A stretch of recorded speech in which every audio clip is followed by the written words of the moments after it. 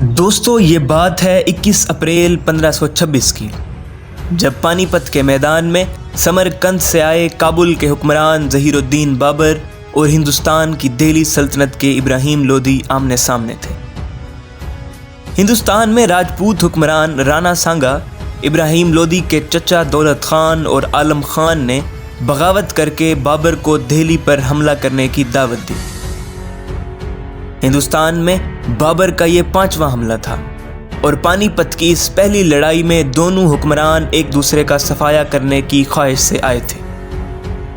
بابر پانی پت کے میدان میں 12,000 سپاہیوں کے لشکر کے ساتھ پہنچا، جبکہ اس کے مد مقابل ابراہیم لودھی کے لشکر میں 1,00,000 سپاہی اور 100 کے قریب ہاتھی تھے۔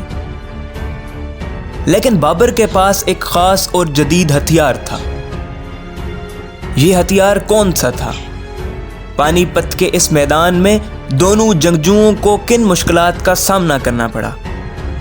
ہندوستان میں قائم ہونے والی مغلیہ سلطنت کتنا عرصہ قائم رہی اور اس کا زوال کیسے ہوا؟ دوستو، میں ہوں زین کلیم اور مغلیہ سلطنت کے زوال پر اس سیریز میں ہم آپ کو یہی سب دکھا رہے ہیں۔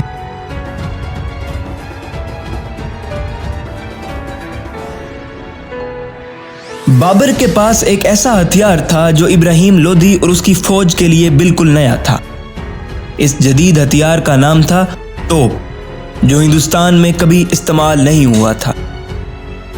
بابر ایک عظیم جنگجو سپہ سالار اور عقل مند حکمران تھا، جس نے جنگ کا ایک بہترین منصوبہ پہلے ہی بنا رکھا تھا۔ بابر نے اپنے ہتھیاروں اور فوج کو اس طرح منصوبہ بندی سے ترتیب دی کہ ابراہیم لودھی تعداد کے باوجود بے بس نظر آیا۔ بابر کی بہترین جنگی حکمت عملی کے بدولت ابراہیم لودھی کی فوج افراتفری کا شکار ہو گئی، اور جب ابراہیم لودھی مارا گیا تو فوج نے رہی سہی کوشش بھی چھوڑ کر ہتھیار ڈال دیے۔ جدید ترین ہتھیار اور بہترین حکمت عملی کے ذریعے بابر اپنے راستے کی رکاوٹ دور کر چکا تھا۔ بابر نے 3 دن بعد دہلی فتح کیا اور 4 مئی کو وہ آگرہ پہنچا، جہاں اس نے ایک باغ کی بنیاد رکھی جسے رام باغ کہا جاتا ہے۔ لودھی خاندان کا نام و نشان مٹا کر بابر ہندوستان میں سلطنت کی بنیاد رکھ چکا تھا، جسے دنیا مغلیہ سلطنت کے نام سے جانتی ہے۔ دوستو، لفظ مغل منگول سے ماخذ کیا گیا ہے، یعنی مغلز منگول جنگجو چنگیز خان اور مسلمان جنگجو امیر تیمور کی اولاد میں سے تھے۔ شہنشاہ بابر منگول سردار چنگیز خان کی 13ویں جبکہ والد کی طرف سے امیر تیمور کی 5ویں نسل میں سے تھا، جو سمرقند سے نکل کر کابل سے ہوتا ہوا ہندوستان آ پہنچا۔ دہلی میں مغلیہ سلطنت کی بنیاد رکھنے کے بعد بابر کے لیے سب سے بڑا چیلنج ہندوستان کے دیگر راجا اور ریاستوں کے حکمران تھے۔ راجپوتوں سے رانا سانگا، جس نے بابر کو ہندوستان پر حملہ کرنے کی دعوت دی تھی، اب بابر کے خلاف ہو چکا تھا۔ اس کا خیال تھا کہ بابر اپنے آباء و اجداد یعنی امیر تیمور کی طرح ہندوستان میں لوٹ مار کر کے یہاں سے واپس چلا جائے گا اور وہ ہندوستان کے اقتدار پر قابض ہو جائے گا۔ لیکن بابر نے ہندوستان میں ہی رکنے کا فیصلہ کیا۔ رانا سانگا نے ارد گرد کے چھوٹے سرداروں کو ملا کر ایک بڑا لشکر تیار کر لیا اور بابر سے جنگ کرنے کا فیصلہ کیا۔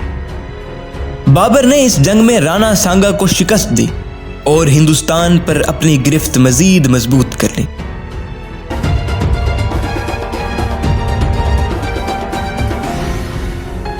دوستو، ہندوستان میں مغلیہ سلطنت 1526 سے 1857 تک یعنی 300 سال سے زیادہ تک قائم رہی۔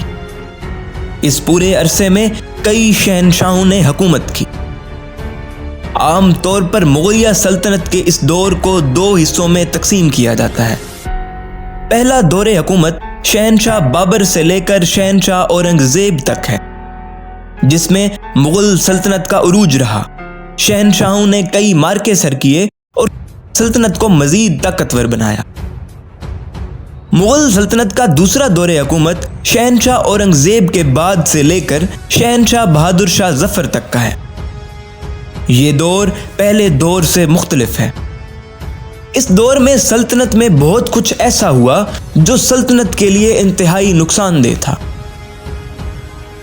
1857 میں مغل شہنشاہ بہادر شاہ ظفر کو بغاوت کے الزام میں بادشاہت سے برطرف کیا گیا تھا۔ ایسا نہیں کہ سلطنت کے زوال کی مکمل ذمہ داری کسی ایک شخص پر عائد ہوتی ہے، بلکہ سلطنت میں مختلف شہنشاہوں کی طرف سے کوتاہیاں اور ایسے فیصلے ہوتے رہے ہیں جو اس کے زوال اور عنقریب اختتام کا سبب بنے، اور اس سیریز میں ہم آپ کو یہی سب تفصیل سے بتائیں گے۔ اپنی مفید فیڈ بیک سے ضرور آگاہ کیجیے گا۔ اللہ حافظ۔